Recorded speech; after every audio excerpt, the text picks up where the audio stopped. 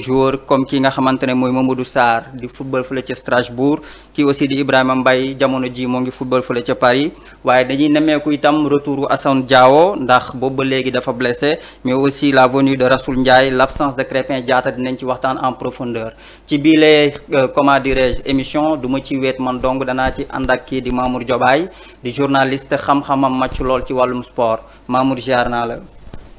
Yaya maa ngi lay nuyu bu baax di la jaajëfal di am mbégte bu yaatu di toog ci plateau bu Sport Life 221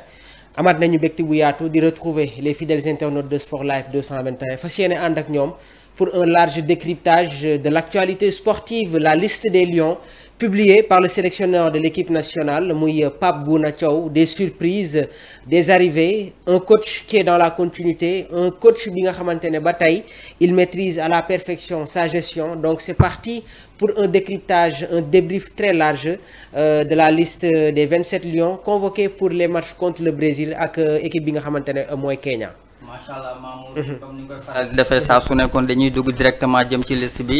ci gardien de but dañ fay retrouver Edouard Mendy Mori Diaw Ivan Diouf ci défenseurs yi nous avons Kalidou Koulibaly Abdoulaye Seck Antoine Mendy Moussa Niakhaté Ismaël Jacob El Hadj Malick Diouf Mamadou Sarr ak Ilay Camara retour Ilay Camara aussi ci milieu de terrain nous avons Idrissa Gana Gueye Pape Alassane Gueye Rassoul Ndiaye Pape Matar Sarr nous avons Pathé Ciss Mamadou Lamine Camara ci attaquant yi toujours Sadio Mané Boulaye Dia Ismaïla Sarr Iliman Ndiaye Chérif Ndiaye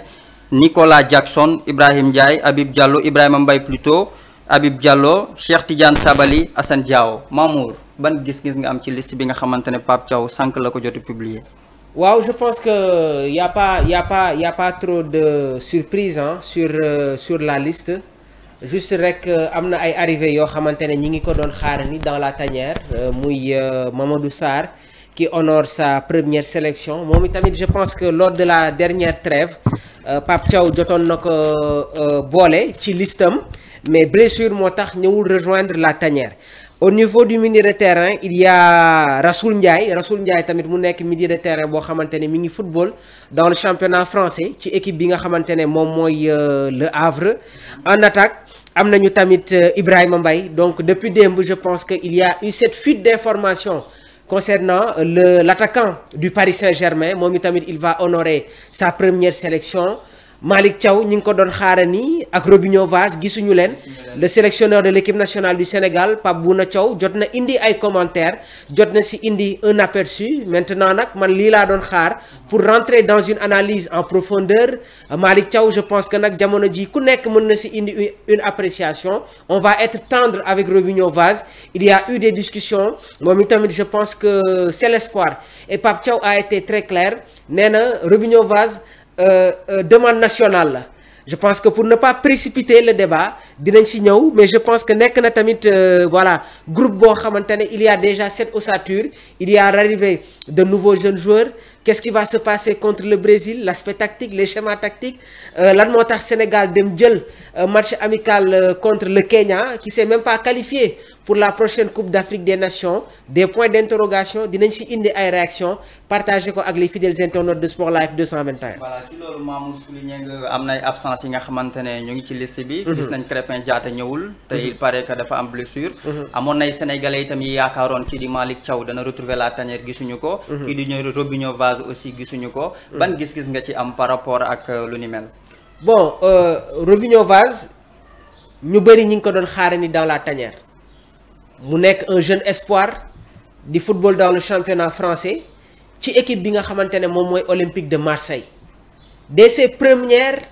ñëpp dañ commencé woon di poser des questions qui est ce jeune joueur lan mooy nationalité am fan la jóge lan mooy ses qualités ñu seetaan ko benn ñaari yoon xóotal gis ne que kat Robinho Vaz il a des origines sénégalaises peuple bi yëpp jóg ne kii kat na fédération bi tel si jug le sélectionneur dem récupérer ko parce que tey jii équipe nationale du Sénégal dafa nekk en concurrence avec l'équipe nationale de la France sur les binationaux donc Pape Thiaw je pense que il a rassuré le peuple sénégalais nee na leen nag Robinho Vaz demande nationale la mais nag am na waxtaan yoo xamante ne sekk na ko ak le joueur am na discussion yoo xamante ne sekk na ko avec l'entourage du joueur waxtaan na avec ses parents on va être optimiste. Robinho Vaz c'est pour l'avenir et on espère qu'il va venir rejoindre l'équipe nationale du Sénégal lu mën dal xel la. mais il paraît que Mamour selon xibaar yi nga xamante ne jot nañ ko dégg Robinho Vaz peut-être mën nañ espérer à l'avenir mu retrouver la tanière mais pour le cas de Malick Thiaw yow en tant que journaliste ban jàngat nga ci am c'est un peu compliqué hein. xam nga des fois si samay analyse ñu bëri duñ ma di comprendre mais du benn ñaari yoon nee naa leen nañu def attention nañu tey tuuti sur la situation de Malick Thiaw man. dama jëloon une décision mooy bëgguma woon sax di xóotal sur le dossier mais gis nañu ne que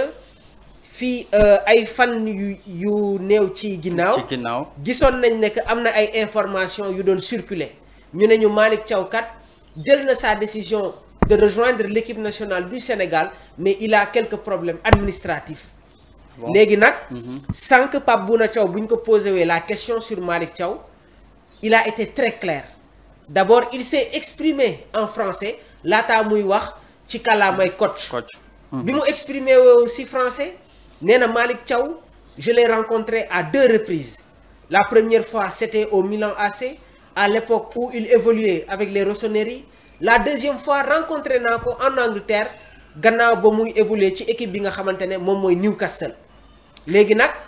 man en tant que coach lu ma waroon def naa ko waxtaan naa ak moom. La dernière décision lui revient donc cela veut dire que Pape Thiaw lépp lu mu waroon def pour xëcc joueur bi avec la sélection du Sénégal def na ko donc su ma ko déggee bu baax mooy Malick Thiaw moo war a def la dernière décision. voilà ci loolu Malick Thiaw moo war a def la dernière décision da nga may baal rek Mamour. ndax tey ñoo ngi jëm ci Coupe d'Afrique. moo gën a jege Coupe du Monde bi. te match amical doon na ay match yi nga xamante ne de préférence dañuy bëgg joueur buy intégrer équipe nationale mu profité ci occasion boobu ñëw. donc match yu mel nii buñ ko soxlaa par exemple ba léegi leerul kon buñ demee ba Coupe d'Afrique bi jamono ji mu weesu te moom ñëwul équipe nationale du Sénégal. après Coupe d'Afrique bi moom Malick Thiaw bu joxee accord am pour retrouver équipe nationale du Sénégal est-ce que loolu noonu du créer frustration ci yenn sénégalais ou bien chamboulé au niveau de la tanière. xam nga bërki démb bu ñuy def émission jot naa la junj benn mbir ne la jot naa sax benn préliste bon c'est pas la préliste bi nga xamante ne moom la Pape Bouna Thiaw génnee mais ci préliste boobu noonu man gisuma ci sax Malick Thiaw. ah bon. non c'est une révélation hein. gisuma ci Malick Thiaw sur cette préliste. gisuma ci Malick Thiaw léegi nag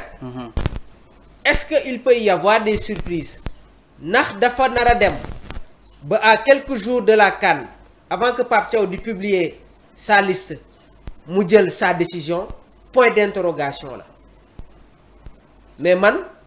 liste bi nga xam pré-liste bi nga xamante ne jotoon naa ko gis turu Malick Thiaw bokk ci te Malick yaakaar naa ne que su doon bokk ci CAN bi dina bokk ci match yi nga xamante ne suñu gaynde yi war nañ ko football contre le Brésil ak équipe bi nga xamante ne moom mooy le Kenya léegi nag Pape Thiaw sànq wax na ko nee na les relations sont bonnes waxtaan bi leer na et Malick Thiaw c'est quelqu'un boo xamante ne wane na son amour pour le Sénégal ses origines kenn du ko naatable relation yi nga xamante ne am na ko fii ak certaines personnalités ñun ñëpp xam nañ ko mais dama la ko wax il y a toujours des rebondissements dans le dossier nee nañu c'est des problèmes administratifs tey coach bi génn na nee na la dernière décision revient à Malick mais ñun ñëpp ñi ngi xaare ni mu ñëw honorer sa sélection avec le Sénégal parce que tamit Malick est un bon joueur loolu la Pape Bouna Thiaw wax mooy c'est un coach boo xamante ne sur ses joutes oratoires dafay rassurer dafay assurer et il reste toujours optimiste léegi nag par moment les choix ne sont pas faciles un joueur boo xamante ne il a des origines allemandes football na dans le championnat allemand xamuñu exactement yan proximité la am avec les dirigeants de la Mannschaft donc c'est un dossier complexe c'est un dossier même très complexe mais on va être optimiste léegi nag ce qu'il faut savoir mooy man benn moment neewoon naa sax dossier bi dootuma ci waxati Pape Thiaw sànq écarté na la thèse des binationaux nee na bëggul sax ñuy wax binationaux parce que képp koo xamante ne am nga un sang sénégalais tu fais partie encore une fois de ce pays-là mais les places sont très chères en équipe nationale du Sénégal au niveau de la défense gis nga ne que actuellement l'arrivée de Mamadou Sarr